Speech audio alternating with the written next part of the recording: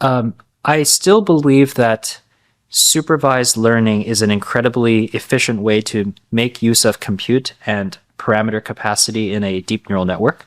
But that does not imply that I don't believe in reinforcement learning, which is improving a system from interaction and feedback. Right.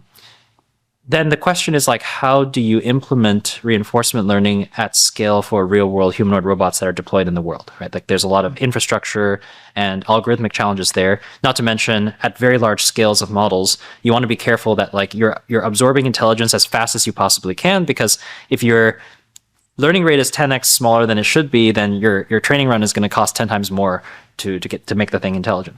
Right. So at very large scale models and AGI, actually the choice of algorithm that you use to soak up information is very important. It's not like an arbitrary choice. So then the question is, how do you make reinforcement learning as much of a data sponge as possible? And so that's something we're really interested in as well, is to kind of scale up our own intelligence at 1x. We collect lots of data where the autonomy fails, and so there's a big question as how we integrate that in our stack.